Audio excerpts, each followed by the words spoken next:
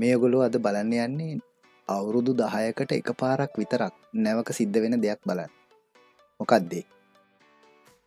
නැවේ තියෙන CO2 system එකේ 10 years service එක කරන හැටි බලන්න තමයි මේ යන්නේ. මේ තියෙන CO2 සිස්ටම් එකේ පයිලට් බොටල්ස් දෙක. මේ බොටල්ස් දෙකෙන් එකක් මේන් වැල් එක ඕපන් කරනවා. අනිත් බොටල් එකෙන් CO2 බොටල්ස් ටික ඕපන් කරනවා. මේ බෝතල් දෙක අපි දැන් ගලවලා තියෙන්නේ මේකේ හයිඩ්‍රෝ ටෙස්ට් කරන්න ඕන මේ 10 years නිසා. මලකඩ එහෙම තියෙනවා පේනවනේ ඒවා ඩීරස් කරලා බොටල් එක හොඳ කන්ඩිෂන් එකේ තියෙද කියලා චෙක් කරන්න ඕන. මේ බොටල් එකේ ලෙවල් එක CO2 ලෙවල් එක ලික්විඩ්නේ ලික්විඩ් කන්ඩිෂන් එකනේ මේක ඇතුලේ CO2 තියෙන්නේ. මේ ලික්විඩ් ලෙවල් එක කොච්චර තියෙනවද කියලා තමයි මේකෙන් බලන්නේ. ගොඩක් වෙලාවට නැවුවල එන්ජින් රූම් එකට තමයි මේ ෆික්ස් CO2 සිස්ටම් එක සෙට් කරලා තියෙන්නේ. ගොඩක් පරිස්සමෙන් කරන්න ඕන වැඩක්. මේ බොටල් කැපැසිටි එකෙන් යම් ප්‍රමාණයක් තමයි හයිඩ්‍රෝ ටෙස්ට් එකට ගන්න. ඉතින් එක බෝතලයක් දැන් මෙතන අපි බොටල්ස් 10න් එක බොටල් එකක් රිමූව් කරලා මේ පේන කැප් එකෙන් වහලා තමයි ගිනිච්චේ. ඉතින් බොටල් එක ගොඩක් පරිස්සමෙන් ඒ ෂෝ ෆැසිලිටි එකට අපි දෙන්න ඕන. අපි ක්‍රේන් එකකින් බොටල් එක ඩිස්පැච් කරනවා. ඒගොල්ලෝ ඒක අරගෙන ගිහිල්ලා ඒ ඔක්කොම ටෙස්ට් කරලා නැවට අයිමත් ගෙනල්ලා දෙනවා. මේ ඔයගොල්ලෝ දකින විදිහට මේ ඉලක්කම් මේ බොටල් එකේ විස්තර තමයි මේ ගහලා තියෙන්නේ. හයිඩ්‍රෝ ටෙස්ට් එක කරාට පස්සේ හයිඩ්‍රෝ ටෙස්ට් එකේ කරපු ඩේට් එක මෙතන එම්බොස් කරන්න ඕන බොටල් එකේ. CO2 සිස්ටම් එක ගැන නෙවෙයි ඉන්න ක්‍රූ එකේ හැමෝම ෆැමිලියර් වෙලා ඉන්න ඕන. in case of emergency මොනවද කරන්න ඕන කියන එක ඒගොල්ලෝ අඩු ගානේ දැනගෙන ඉන්න ඕන. දැන් මේ බොටල් එක අන්තිමට ටෙස්ට් කරලා තියෙන්නේ හයිඩ්‍රෝ ටෙස්ට් එක 2015 4 වෙනි මාසේ. මේ සිල්වර් කලර් ඔයගලන්ට පේන්නේ අලුත් ඩේට් එක අලුතෙන් සර්විස් කරපු ඩේට් එක.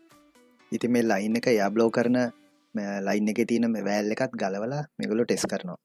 පේනවනේ ස්පැනර්ස් දෙකක් දෙපැත්තට දාලා තමයි වෑල් එක ඩැමේජ් වෙන්නේ නැති වෙන්න මේගොල්ලෝ ගලවන්නේ වෑල් එක. අපිට මේ වෙලාවේ මේකට හරියන යතුරු දෙකක් හොයාගන්න බැරි වුණා. ඒකයි මේ ෂිෆ්ටර් එකක් දාලා මේ තද කරන්නේ. ඒක නිසා ෂිෆ්ටර් එක හොඳට මතක තියාගන්න ෂිෆ්ටර් එක පාවිච්චි කරන්න එපා කිසිම වෙලාවක මේ පුංචි නට් ඇන්ඩ් බෝල්ට්ස් ගලවන්න. මේ සිලින්ඩර්ස් ඔක්කොම සේෆ්ටි පින්ස් දාලා තද කරලා තියෙන. මෙතන නන් රිටර්න් වෑල් එකක් තමයි මේ බොටල් එකේ උඩ තියෙන්නේ. නමුත් මේ වැඩි ප්‍රොටෙක්ෂන් එකට සේෆ්ටි පින් එකක් දාලා තියෙන්නේ මේ විදිහට. අපි දැන් මේ ටෙස්ට් කරද්දි කරන්න කලින් ඔක්කොම සේෆ්ටි පින්ස් සිකියෝ කරන්න ඕනේ මේ විදිහට බොටල්ස් වල. අපි සර්විස් එකෙන් පස්සේ මේ සේෆ්ටි පින්ස් ඔක්කොම ගලවනවා. ගලවලා සිස්ටම් එක ස්ටෑන්ඩ් බයි කරලා තියෙනවා. හරි මම දැන් ඔයගලන්ට නැවක CO2 සිස්ටම් එකේ ලයිව් ඇලාම් එක අහන්න දෙනවා හොඳට අහගන්න. මේ මේන් වෑල් එක ඇරියා කියන සිග්නල් එක තමයි මේ දෙන්නේ මුළු නැවටම ඇහෙන්නේ. රීසෙට් කරන්න. හරි දැන් මේන් වෑල් එක ගලවලා බලමු මොකද වෙලා තියෙන්නේ කියලා. මේ වෑල් එකේ ඇතුලේ ඕරින්ග්ස් තියෙනවා. මේකේ ඉන්සයිඩ් කන්ඩිෂන් එක චෙක් කරන්න ඕන. ඕරින්ග්ස් ඩැමේජ් වෙලාද කියලා ඒව බලන්න ඕන. මේ කම්පොනන්ට්ස් ගලවද්දි මේවට ප්‍රොපර් ටූල්ස් තියෙනවා. ඒව යොදා ගන්න ඕන නැත්නම් මේ කම්පොනන්ට්ස් ඩැමේජ් වෙන්න පුළුවන්. දැන් බලමු අපි ගලවලා ඇතුළ කොහොමද කියලා. කොරෝෂන් එහෙම තියෙද කියලා. පේනවනේ ගොඩක් කාලෙකින් ගැලෙව්වේ. පොඩ්ඩක් ඩස්ට් එක එහෙම තියෙනවා. ඕරින්ග්ස් එහෙම නම් ඩැමේජ් වෙලා නැහැ. දැන් ඉතින් තියෙන්නේ හොඳට ක්ලීන් කරලා හොඳට ග්‍රීස් කරලා මේ වෑල් එක අයිමත් හයි කරන්න. මේ නිල් පාට ග්‍රීස් එකක් ගන්නවා මේකේ. මේක ඇත්තටම වෝටර් රෙසිස්ටන්ස් ග්‍රීස් එකක්. අපි මේ ලයින් එක බ්ලෝ ත්‍රූ කරද්දි සාමාන්‍ය කම්ප්‍රෙස් එයානේ මේක ඇතුලෙන් යන්නේ. ඉතින් මේකේ ජල වාෂ්ප තියෙනවනේ. ඉතින් මේ ජල වාෂ්ප වලට මේක කොරෝඩ් වෙලා මේ වෑල් ස්ටක් වෙන්න පුළුවන්.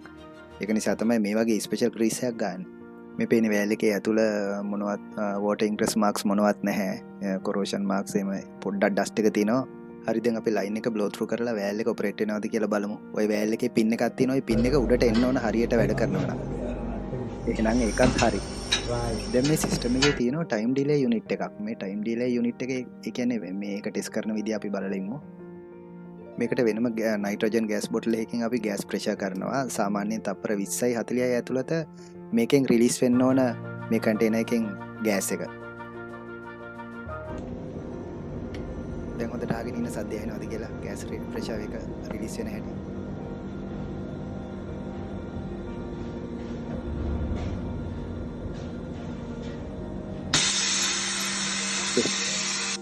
දැන් ඔක්කොම ටෙස්ට් ඉවරයි. දැන් සිස්ටම් එක රෙඩි කරන්න විතරයි තියෙන්නේ. හොඳට මතක තියාගන්න CO2 සිස්ටම් එකක් ඔපරේට් කරන්නේ ඒ නැවේ මාස්ටර්ගේ උපදේශ පරිදි නැවේ ඉන්න චීෆ් ඉන්ජිනියර් විතරයි. නැවේ රූටින් ටෙස්ට් එකකදී අනිවාර්යයෙන්ම CO2 ඇලාම් එක ටෙස්ට් කරන්න ඕන රෙගියුලර්ලි. CO2 සිස්ටම් එක ගැන ඔයගොල්ලෝ දන්න දේවල් තියෙනම් පහලින් කමෙන්ට් කරන්න. දැනුම ෂෙයා කර ගැනීමක් විදියට නිතරම අප්ඩේට් වෙන්න. මේ ඔයගලන්ට පේනවා වගේ මේ ලොකු නැව් ටනේජ් එකෙන් විශාල ලොකු නැව්වල ලොකු කැපෑසිට එකක් තියෙන CO2 සිස්ටම් තමයි තියෙන. ඉතින් ඩේන්ජර් එක වැඩි. ඒ නිසා සිස්ටම් එක ගැන හොඳට නොලෙජබල් වෙන්න, හොඳට දැනගෙන ඉන්න, පරිස්සමෙන් වැඩ කරගන්න.